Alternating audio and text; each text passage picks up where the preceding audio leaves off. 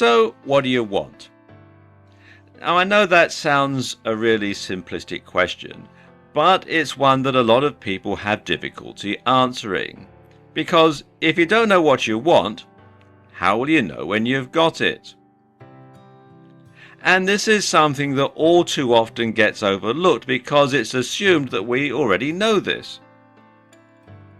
How many motivational posters tell you things like, go after the one thing that makes you truly happy, or never give up on your dreams? Well, this is fine if you've always wanted to open your own restaurant, or if you've always dreamed of having your own rock band, or some other really long-held ambition that you've always wanted to fulfill. But what if you don't know what you want from life? What if you have lots of different interests that are pulling you in different directions? In these cases, telling someone to seize the day and live their dreams just isn't all that helpful. What you need to do in these cases is prioritize and look for the things you can get from life that will make you happiest and tick the most boxes. Now, let's look at some of the ways that you can do that. Very often, what this comes down to is identifying the common themes in your dreams and objectives. Now, in other words, if you want to be 20 things, what do those 20 things have in common? So, if you want to be an actor and a rock star, what is it about both those things that makes them appealing? What does being a rock star have in common with being an actor? Well, the most likely answer is that both put you in the public eye and both are a kind of performance which can bring a certain amount of adoration. So, as long as you can tick all those boxes, you should be happy whatever you do.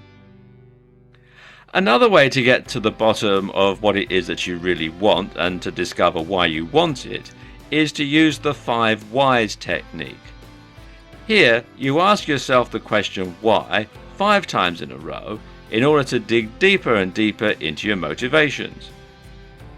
So let's say you want to be a famous novelist like J.K. Rowling or Thomas Hardy. Why? Because you want to create something that you can be proud of. Why? Because you want to leave a lasting mark. Why? Because you respect and admire creative individuals who've done the same. Why? Because they can make a living by entertaining using only their imagination and their writing skills. Why does that appeal? Because you love to write and to be acknowledged for your creativity. Okay, now we're getting somewhere. Perhaps it's not being a novelist specifically that appeals to you, so much as being able to write and to get credit for your creativity. And this opens up a world of possibilities. You could be an article writer, or a screenwriter, or a newspaper columnist, or a blogger.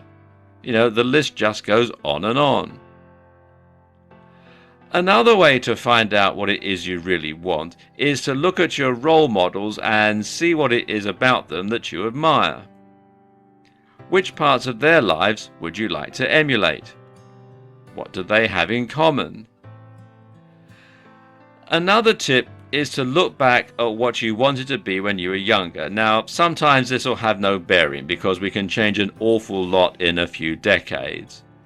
But in other cases, you'll find that whatever it is that you wanted to be back then still has some kind of appeal for you.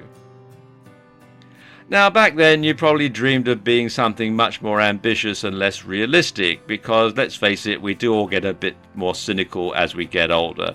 And sometimes when you look back at what you wanted to do when you were young, you think, what a silly idea. But, there might still be some sort of a nucleus of something that you could perhaps salvage from that. And does that same thing still excite you?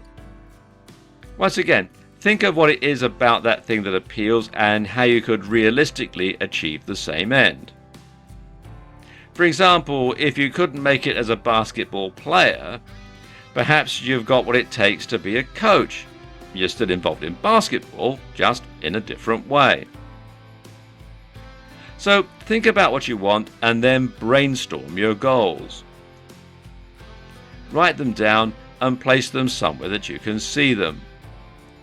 Then work backwards from your goal to where you are now. And this is very important. It's a very important technique to start with the end and then work back to the beginning, because then you'll know exactly what you need to accomplish to get to the next stage. And you'll find it easier to stay motivated if you break your goals down into smaller goals that you can achieve easily. And once you've achieved one goal, you can move on to the next one until you've achieved your ultimate aim. Something that I personally have found very useful when trying to work through goals and trying to come up with ideas and brainstorming sessions and that sort of thing is to use mind mapping software. And the one that I like to use is called FreeMind, and it is actually a free piece of software that you can download. And I can just see here on the website they've got some screenshots that show you exactly how it works and what it all looks like and how you can work through the various mind maps that you can use the software for. And you can find out more at freemind.sourceforge.net, and you can download the software for free. You don't need to be a clairvoyant to see your bright future before it happens. And in fact, it's very easy to do. Confused? You won't be after you've seen this video. Now, most people believe that we think in thoughts. That is to say, we have an inner monologue that works like the thought bubbles in comic books. Recently, though, more research suggests that we think in lots of modalities. Sometimes we visualize.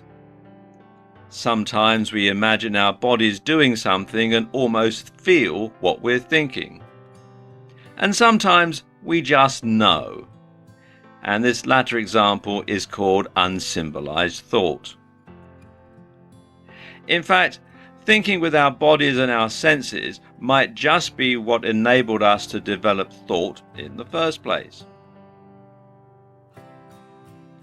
Now, briefly, embodied cognition is the idea that all our thoughts eventually relate back to physical experience. So you can imagine something because you've done it.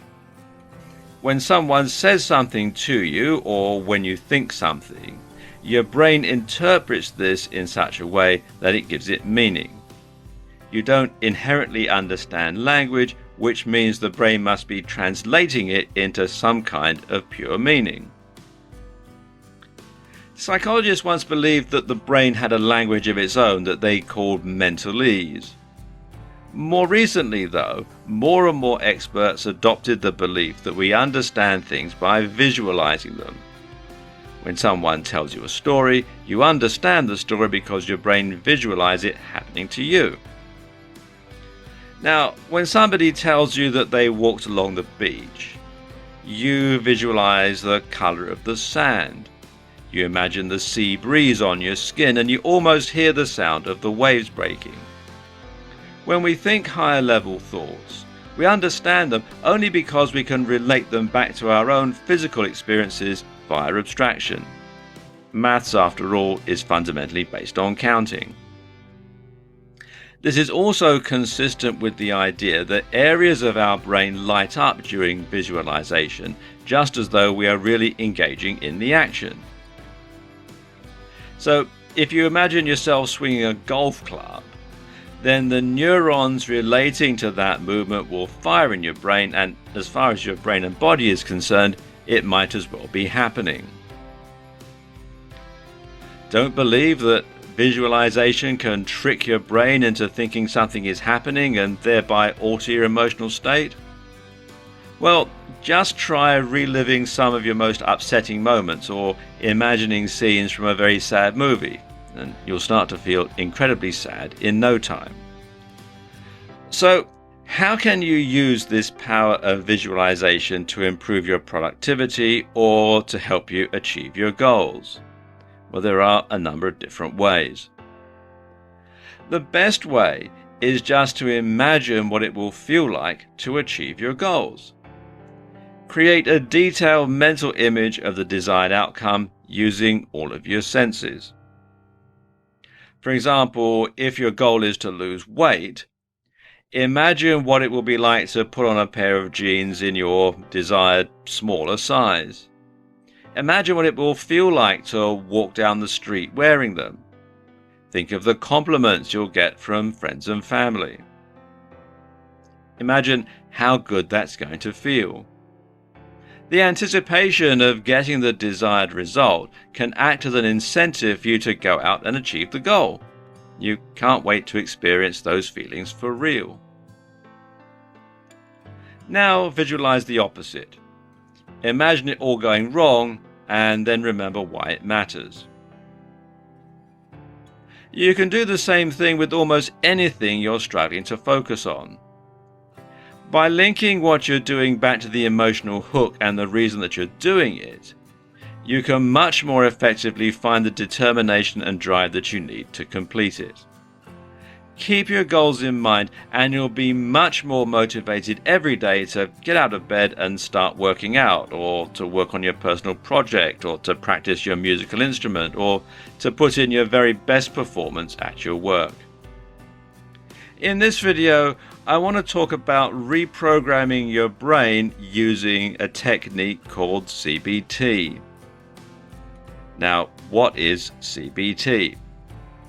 Well, CBT stands for Cognitive Behavioural Therapy. And according to the UK's National Health Service, Cognitive Behavioural Therapy, otherwise known as CBT, is a talking therapy that can help you manage your problems by changing the way you think and behave. It's most commonly used to treat anxiety and depression, but it can be useful for other mental and physical health problems. Now, before you start thinking that because I'm using words like therapy and mental health, I'm implying that you must be some gibbering, straitjacket-wearing nutjob who needs to be locked up in a padded cell for his or her own protection, like our friend here, to benefit from CBT, nothing could be further from the truth. Everyone can benefit from introducing CBT into their lives. CBT is based on the concept that your thoughts, feelings, physical sensations and actions are interconnected, and that negative thoughts and feelings can trap you in a vicious cycle. CBT aims to help you deal with problems in a more positive way by breaking them down into smaller parts. And it looks for practical ways to improve your state of mind on a daily basis. So, how does CBT work in practice? Well, generally, it involves several steps and several different techniques that, when combined, allow you to control the way that you think and feel. The start is to identify the way you feel and what you're thinking when you're doing something. And one technique is to use mindfulness meditation. Simply by choosing not to let your thoughts and emotions affect you, you can become less controlled by them and less susceptible to your own fears and negative thoughts. Just empty your brain and concentrate on the here and now and what's going on around you. But at the same time, when the thoughts do start to creep in, you're going to make a note of them so you can try and change them. And this technique is called journaling. And what you do is you write down the feelings as they come to you, or you can write them in a journal at the end of the day. The next steps fall under the category of cognitive restructuring, and you can think of this as reprogramming yourself. And the first is thought challenging. Now, thought challenging is simple. It means that you're looking at all those thoughts that you made a note of, and now you're challenging them and testing whether or not you think they're really true. So, if you're afraid of public speaking, it may be that you think things like, I'm going to stutter and everyone will laugh at me. In thought challenging, we're going to deconstruct that belief and see if it really is likely or if it's anything to really be afraid of. So ask yourself, why would you stutter? Do you normally stutter when you talk? Why would people laugh at you? Are people usually that unkind? Would you laugh if someone had a hard time giving a speech? Or would you be more sympathetic and understanding than that? Does it matter? If you aren't going to see these people again, why does it matter what they think of you? Ask yourself these things and focus on the fact that the worst case scenario really isn't all that bad. Once you can start doing that, you'll see there's nothing to be afraid of. You can even repeat a maxim to yourself as a positive affirmation. It really doesn't matter what these people think of me. It really doesn't matter what these people think of me. You can think that to yourself over and over again. Hypothesis testing can be one of the most unpleasant and upsetting parts of CBT, but it's also by far one of the most immediately effective. The idea is that you're looking at those fears that you have, and then you're going to test if they're true. Now, let me give you an example from my own experience. When I was a boy, I had a terrible fear of escalators. I used to have this terrible feeling that when I got to the end, where it disappears underneath and rolls round, that it was going to chop my feet off. Or that if I was going up the escalator, a shoelace or a piece of clothing would get snagged in the escalator itself or in the handrail, and then when we got to the end, it would rip my arm off or rip my leg off. I mean, I didn't realize that escalators do have fail-safe devices built in to stop that happening.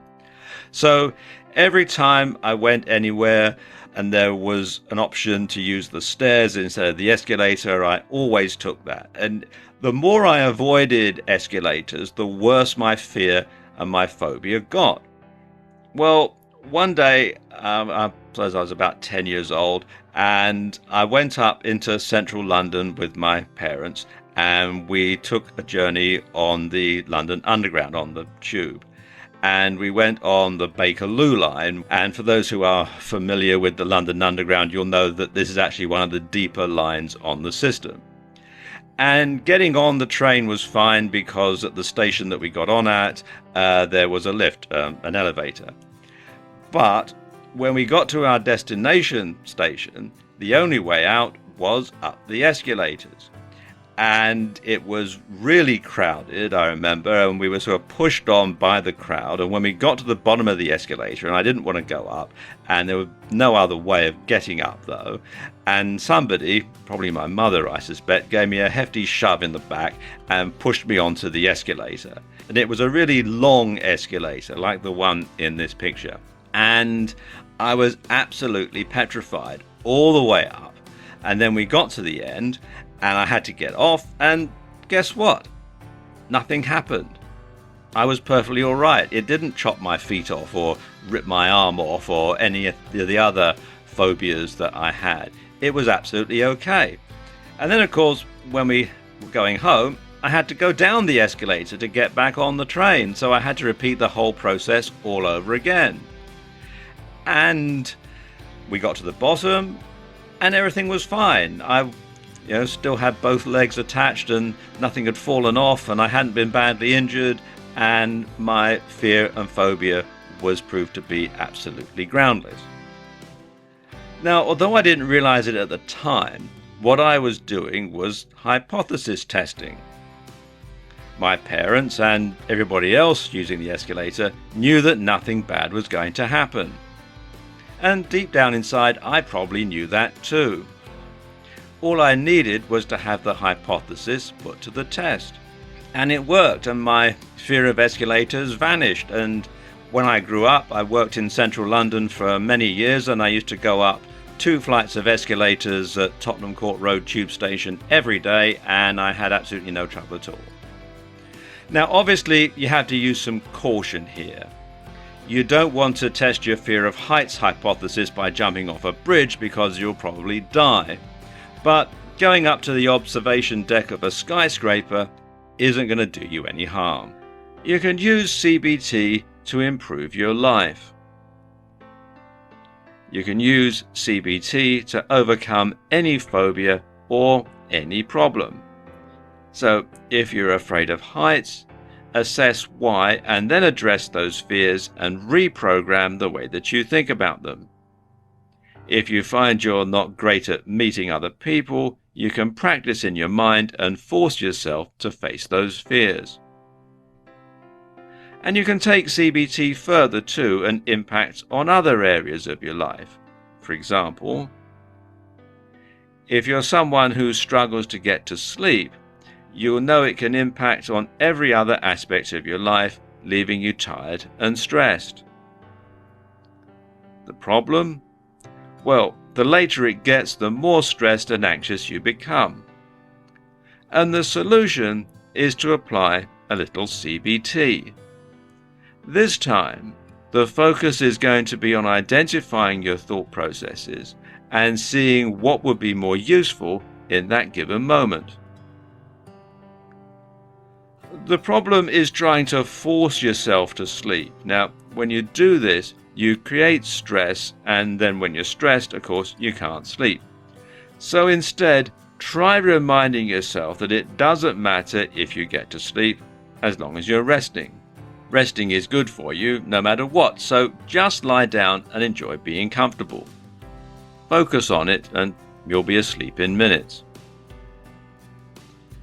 You can also use CBT to deal with stress. Actually, stress is not really one thing. Instead, it's a spectrum of responses that occur in response to dangerous situations. It all harks back to your inner caveman or inner cave woman, and the part of your brain responsible for triggering the fight or flight mechanism. Now, if you were attacked by a woolly mammoth or a saber-toothed tiger, you'd either want to fight it, kill it and eat it, or flee from it before it killed and ate you. And this function still has a use in our modern world. You know, if your house was on fire, you would need to trigger this mechanism to get away fast. Likewise, if a mugger had you cornered, you may have to fight him off and escape. The trouble is, not everything we perceive as dangerous is dangerous. Deep down inside we know this, so we ignore it. And this conflict with one part of your brain saying, this is dangerous, and the other part of your brain saying, no it isn't, causes us to be stressed. Now, of course, some stress can be good for you. If you're up against a deadline at work or you're studying for an exam at school, then stress can spur you on to achieve your full potential. So the solution in dealing with stress is to step back from the situation and examine it logically. Are you really in any immediate danger? What's the worst thing that can happen? How realistic is the worst case scenario? Now, when you do this, chances are that your stress levels will go down because you'll start thinking logically rather than using your gut instinct, your caveman, cavewoman, fight or flight mechanism. And you can also use a mantra to help you reprogram your mind to overcome the stress as well. Now, exactly what you use will depend on the situation, but you should reassure yourself that the situation isn't dangerous and you should keep calm and carry on. In addition to dealing with stress, CBT is incredibly effective for treating anxiety attacks. Now, ironically, one of the biggest dangers with anxiety attacks is that they make us stressed.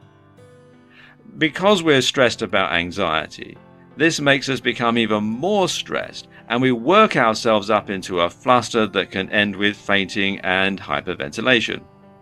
Not good. The solution?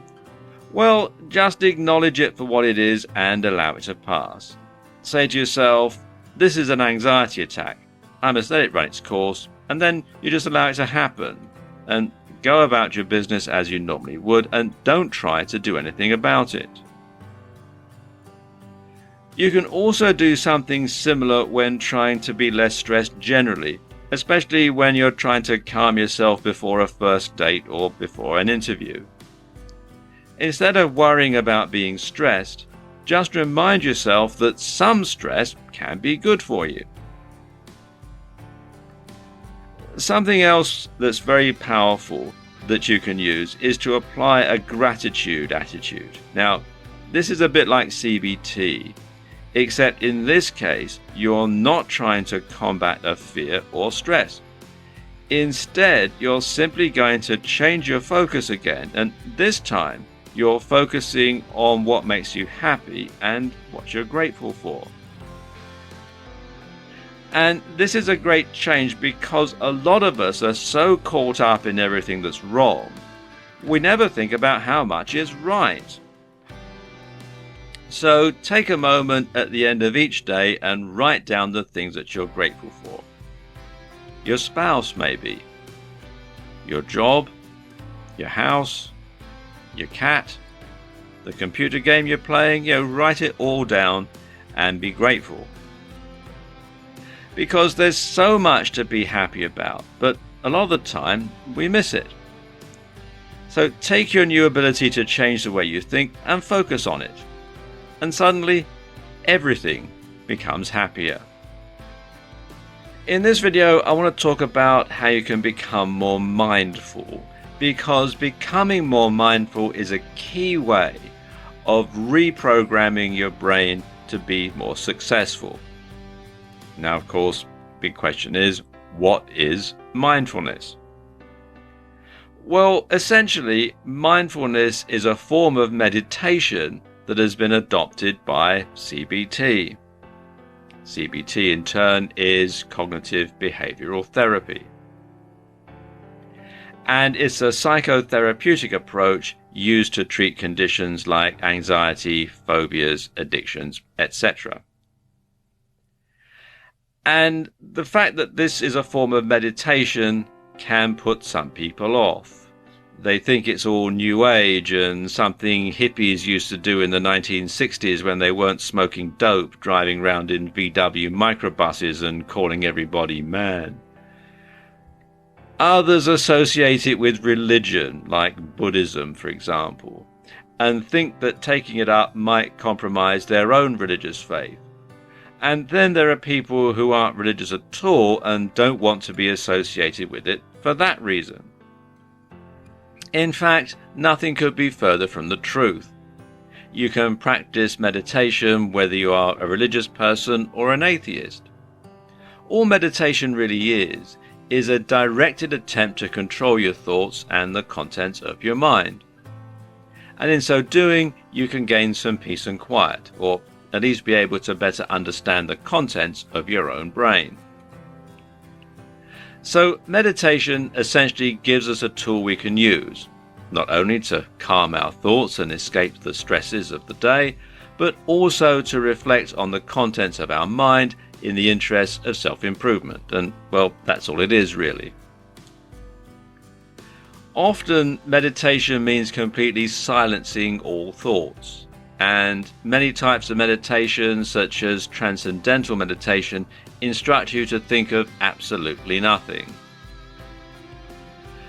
Often, this is achieved by focusing on your breathing, or a mantra, or a physical object like a candle flame. And this can be difficult for beginners, though, as they constantly find their mind wandering. Well, the idea behind mindfulness meditation is not to try and empty your thoughts, but instead to simply step back from them and observe them like a detached third party. And this way you aren't letting your thoughts affect you and make you stressed out, but you also aren't going to struggle with not being allowed to think of anything. And using this technique will also allow you to become more aware of your own thoughts, and in so doing, you'll be able to edit any thoughts that are leading you into trouble. Now, this may be the long-term aim of mindfulness when used in CBT. In the short term, however, we're simply going to use it to remove ourselves from our thoughts and emotions and get some calm and recover, ready to tackle the day ahead. So let's look at some of the practical ways that you can use mindfulness in your daily life. In this case, mindfulness simply means being mindful of what you're focusing on and what you're thinking about at any given point. And this is useful because very often you'll find that your mind isn't perhaps where it should be. For example, if you're walking through beautiful countryside but you're thinking about your work, then as far as your body is concerned, you may as well be at work. In this case, mindfulness can be used simply to make yourself more aware of where you are and to focus on what's actually going on around you. This means feeling the breeze on your skin, looking at the beautiful flowers and smelling the fresh air. When you do all that, you'll benefit much more from the experience. You can then use mindfulness to direct your attention to all manner of other things. For example, your physical sensations. Quite often we aren't aware of just how we're sitting, how we're standing, or how we're feeling. So take a moment right now to reflect on this. How comfortable are you at the moment? Does any part of your body hurt? If you're sitting down, where's the most pressure on you? Can you feel your clothes against your body? A watch maybe? How warm are you? Are you leaning more to one side or another? This kind of mindfulness can be useful if you want to try and fix your posture, but also if you want to improve your abilities in sports or just move more efficiently. Being mindful of the way you speak can also help you to speak more eloquently, to stop using derogatory words, to stop swearing, or to change the whole way that people perceive you. For example, if you want to sound more intelligent, you can simply try using bigger words or speaking a little more slowly. You can also use mindfulness to be happier in everyday life.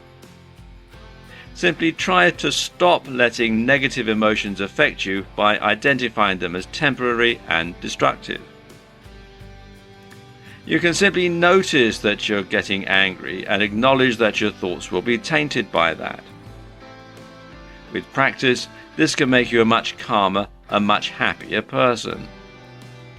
But what do you find when you try and do this? In all likelihood, you'll find that you forget. And this is just like the same way you forget to pick up a pint of milk when your spouse asks you to. And it's the same way you forget to take back a library book every once in a while. Most of the time we have no control over what we're focused on or paying attention to. We find ourselves forgetting things, getting into bad habits, or stressing when we should be enjoying ourselves.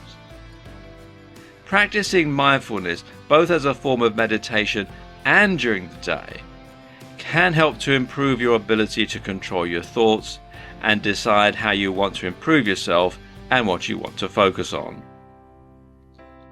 When conditioning your mind for success, sometimes it's hard to break old habits and change everything at once.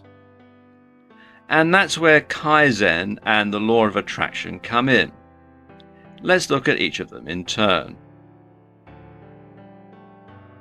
Kaizen is Japanese for improvement, and when used in the business sense and applied to the workplace, Kaizen refers to activities that continuously improve all functions and involve all employees from the CEO to the assembly line workers.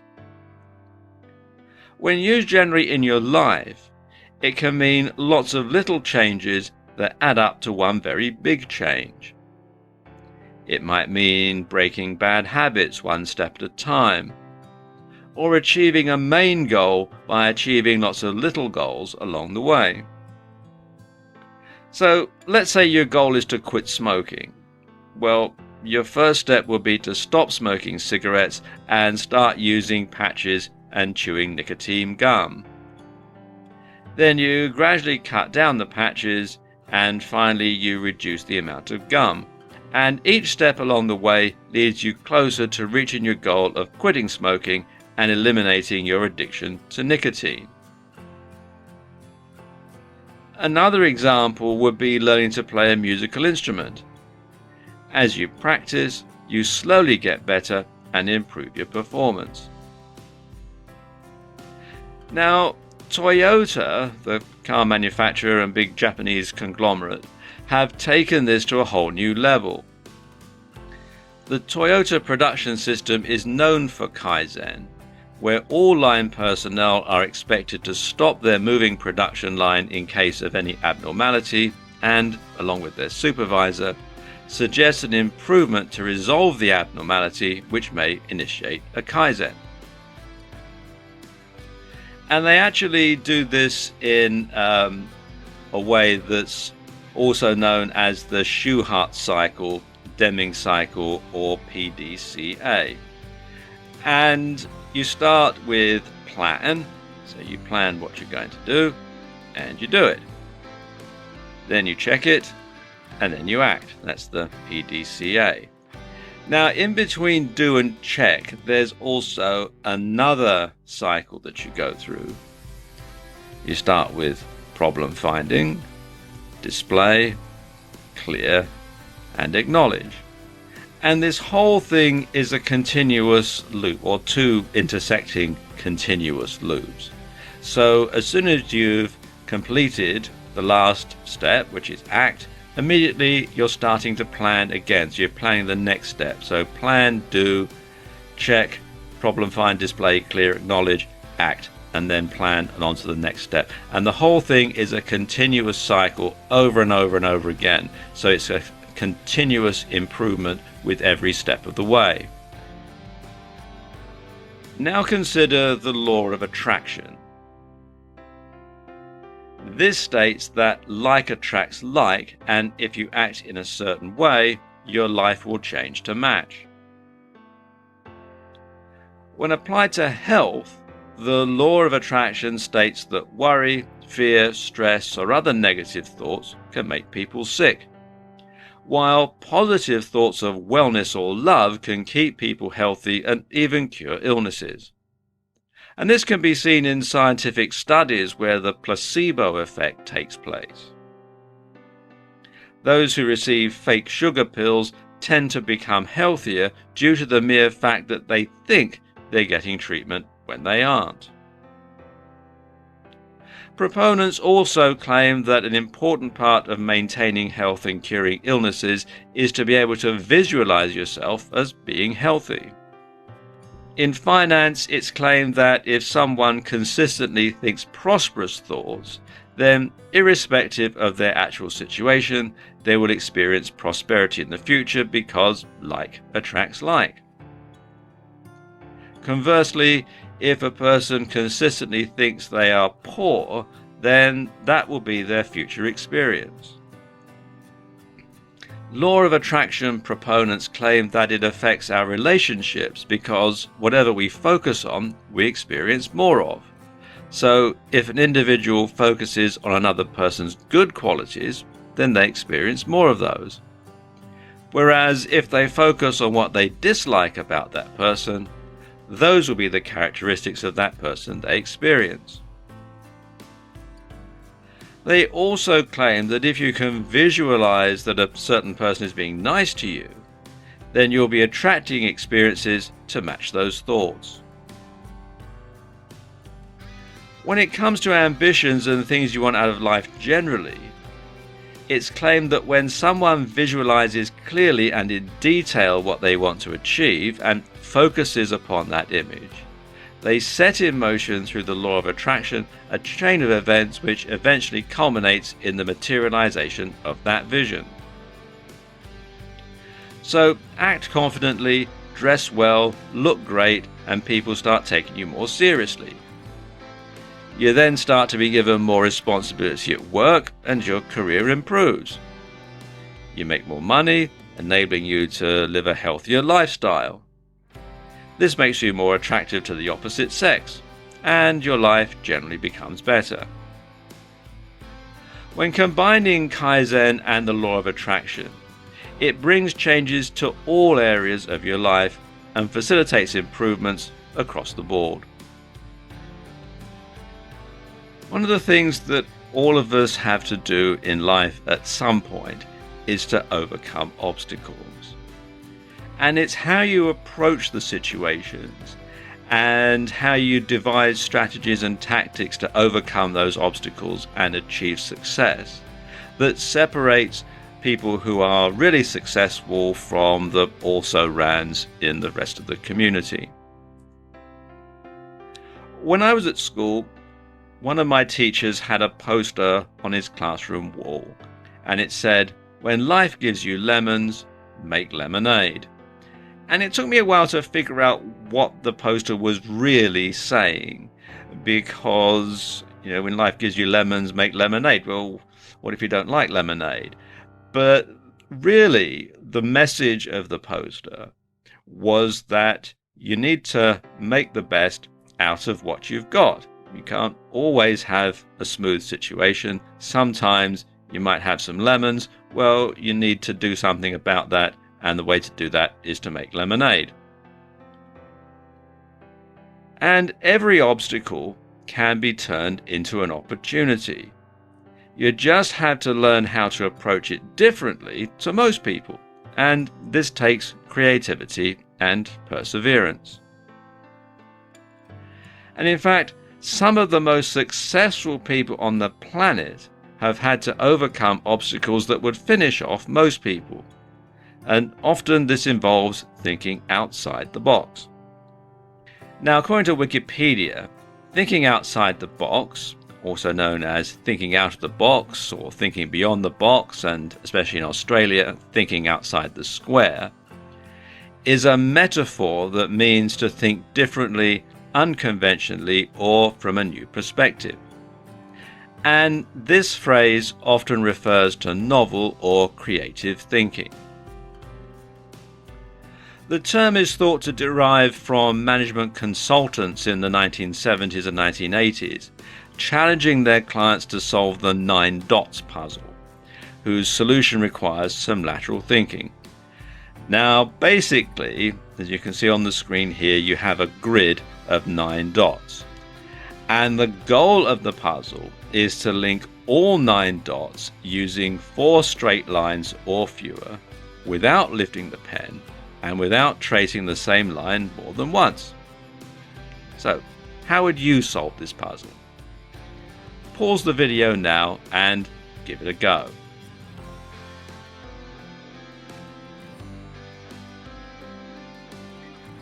Did you have a try? Well, here's one solution, and you'll notice it involves thinking outside the box. The instructions say you've got to use 4 lines or less.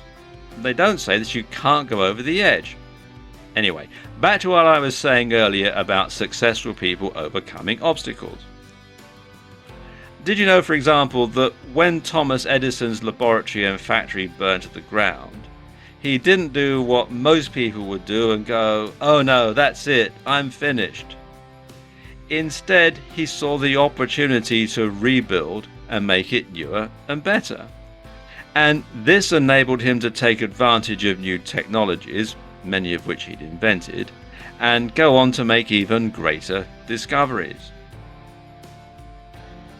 Bill Gates' first business went bust, so raising finance for his next venture must have been a real obstacle. You go to the bank manager and ask for a loan, and they want to know what your experience is in business, and you say, "Well, my first company went bankrupt with massive debts," and the bank manager will say, "Thank you very much," and show you out the door. So obviously it took a lot of ingenuity for him to actually find the money to start his new venture to overcome that obstacle. And of course, the new venture was Microsoft, and it went on to make him a multi-billionaire. But for a lot of people, the fact that they've had one business and it's gone under that is going to make them, a credit risk as far as conventional finance is concerned, and they won't be able to overcome that obstacle if they follow the conventional route. Oprah Winfrey got fired from her first job as a local TV station because the producer thought she was unfit for television, which is hardly a glowing reference, so she had another big obstacle to overcome when she tried to get another job at another TV station. And if you've ever been fired from a job, you'll know that it is actually very difficult to find another one in the same line of work when you can't get a reference and your previous boss thinks you weren't any good. James Dyson got fed up with his vacuum cleaner losing suction when the bag got full, but he went through over 5,000 prototypes before he perfected his bagless vacuum cleaner. Now, I could go on, but I think you get the picture. Now, sometimes brainstorming is the best way to come up with ideas and overcome obstacles. In a brainstorming session, a group of people get together and try to come up with as many ideas as possible. Everything, no matter how silly it might seem, gets written down. And actually, sometimes coming up with a silly idea that you know isn't going to be taken any further can spur other people in the room to come up with actually a really good idea, because your silly idea gets them thinking. Now, all these ideas get whittled down to a few good ideas or solutions that are researched further, and the best idea is acted on or put into practice. And the best thing to do in a brainstorming session? You guessed it, think outside the box. In this video, I want to talk you through designing your ideal lifestyle. And this is something that so many people get the wrong way round. Now, all this comes down to lifestyle design. Well, what is lifestyle design? Well, basically, lifestyle design means choosing the job that will give you the lifestyle that you want. That means not assuming that your job needs to dictate your lifestyle. For example, if you want to build muscles and become very strong because weightlifting or bodybuilding is the most important thing in your life, you could get a job on a construction site. You'll get plenty of fresh air and exercise, and the constant lifting will build your muscles. The money tends to be pretty good, and you'll also save a fortune in gym memberships. If your main desire is to travel, you can get a job with an airline. Cabin crew jobs, especially on long-haul flights, give you the opportunity to travel to far-flung places.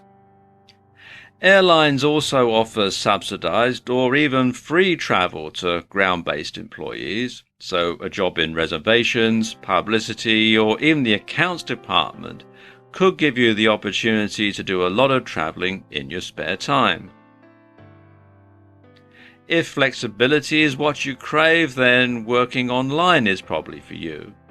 You can provide a service freelance, sell a digital product via your website or blog, run a drop shipping business on eBay, or a combination of all of them.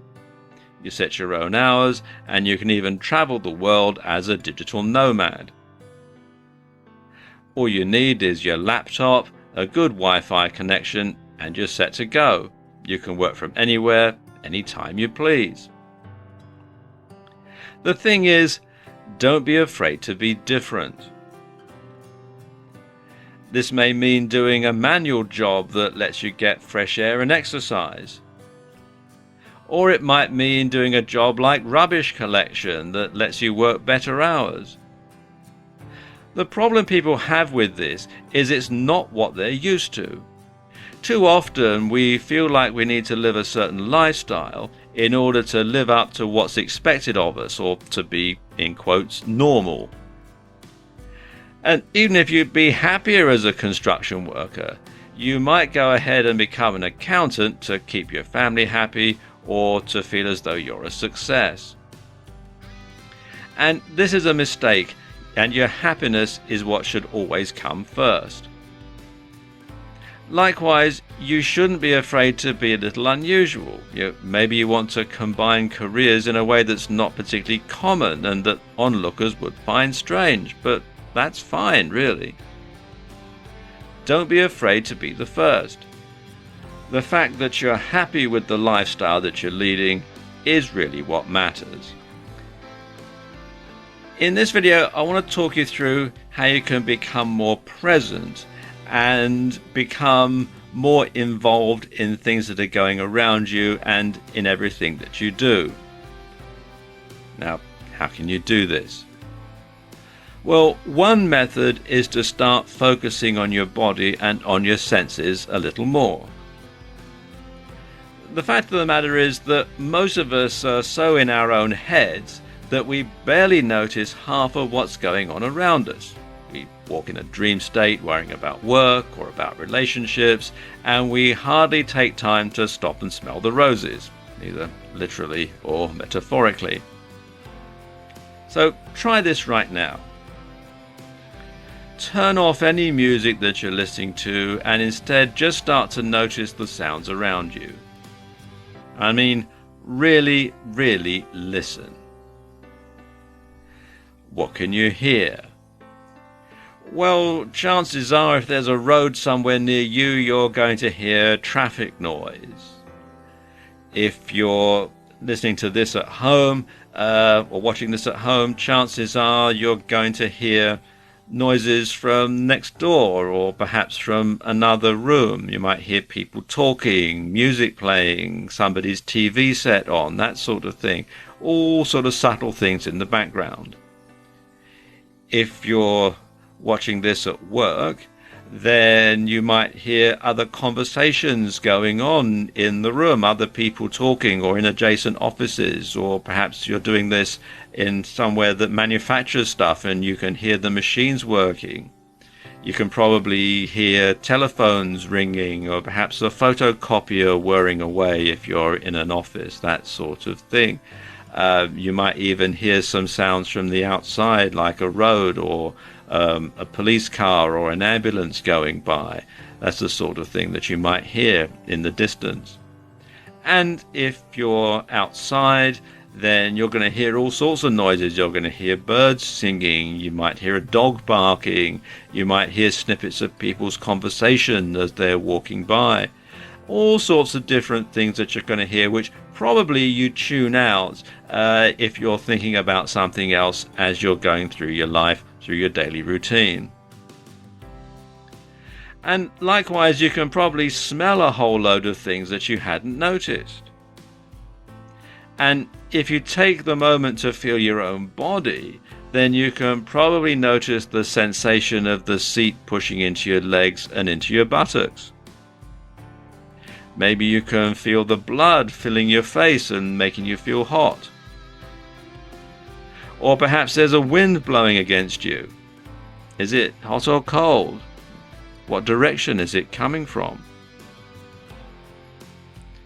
Listen to the sounds of your own breathing too, and feel your abdomen expand and shrink as you do. And once you do this, you'll find that you stop worrying about what's going on around you and start to appreciate your environment a little more. There's so much that we normally miss. You can try doing this on walks too. Go for a walk with no music, no phone and nothing else, and try just being present and noticing the world around you. It's calming and invigorating at the same time. Practicing being more present in conversation is important because eventually it'll become something that you can just engage in at will. Now you can choose when you want to start listening better to people and digest what they're really saying. You can listen to them rather than the monologue going on in your head. And again, you can leave your other concerns behind. Try focusing on the sensations of your body more the next time that you're being intimate with a sexual partner. You'll find that you instinctively know what to do next, and you'll start to be much more passionate and responsive. You'll become a better lover simply by getting out of your own head, and you'll feel it far more forcefully. This is true for everything else as well. Next time you have a bath or go for a swim, take a moment to really appreciate the warmth and the softness of the water against your skin. Next time you eat your breakfast on a weekend morning, remind yourself how much you enjoy that food and how happy you are not to be going to work that particular morning. And this is what so many of us don't do. So many of us walk around in a dream state worrying about other things. We actually miss what's going on around us. And being stressed and having no control over your mind is doubly problematic, because not only does it make us unhappy, but it also distracts us from the things that are going on all around us all the time that could be making us happier. And what it does for our relationships is also fantastic. Right now, being distracted could well be destroying your relationships with family and friends. Avoiding negativity is very important if you want to be successful, because being in a negative atmosphere can simply drain all of the energy out of you, and especially being around negative people can be absolutely soul destroying. Here in the UK, there's a comedian called Harry Enfield, and he does lots of different characters, and one of them is this guy who's incredibly negative and finds fault with everything and corrects everybody. And he has this sort of irritating little nasally voice, and he goes, "You don't want to do it like that," all the time. Whenever somebody does something, "Oh, you don't want to do it like that, you want to do it like this." And he does this over and over and over again. And I suppose we've all met people like this in our lives, and I'm sure Harry Enfield probably based him on a couple of people that he knew, perhaps, I don't know. But we've all met people like this, and they're just the sort of people that you have a strong urge to hit repeatedly with something heavy and blunt. And they'd probably go, "Oh, you don't want to hit me with a baseball bat, you want to use a bit of lead pipe." "All right, mate, if that's what you want, that's what we'll do." But it just can be really, really irritating and really soul destroying, because they'll find something wrong or suggest an alternative with just about everything. So in this video, I'm going to give you 5 ways to avoid negative people, or more specifically, to avoid letting negative people drag you down into their pit of negativity. And way number 1 is to take responsibility. Stop being a victim of these negative people. Go from blaming, judging, and criticizing to assuming full responsibility for your own thoughts and feelings. When someone says, "You don't want to do it like that," well, actually, yes, I do, because if I didn't want to do it like that, I wouldn't be doing it, would I? So take a different approach to how you deal with their negativity, and don't respond in kind. Negativity feeds off itself. Way number 2 is to avoid complainers. Now, people who complain about everything will never enhance your life. They're not looking for solutions, they just want to do nothing and moan.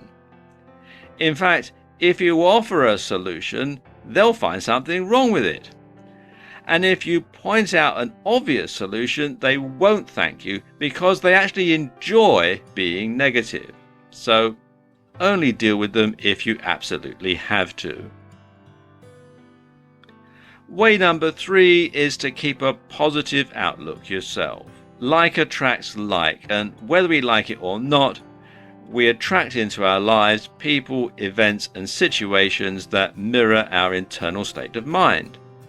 So, how do you feel on a regular basis? Are you feeling happy, excited, grateful, loving?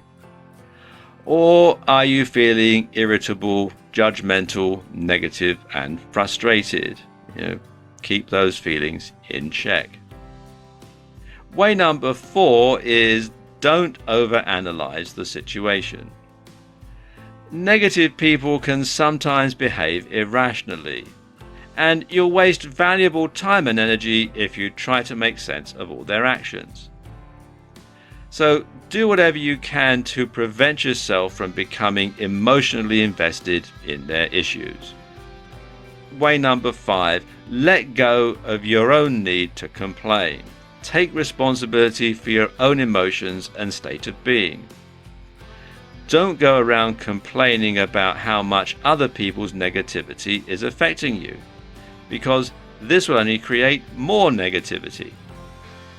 Assume responsibility for your own thoughts and feelings and see what you can do to feel better, what you can do to change the current situation by changing your lenses, by changing your attitude, and by changing the way that you look at things. Finally, stop listening to that irrational voice in your own head that's constantly doing you down and telling you what you can't do. When you start taking a more positive attitude, you'll find that your life and mood will improve by the same proportions.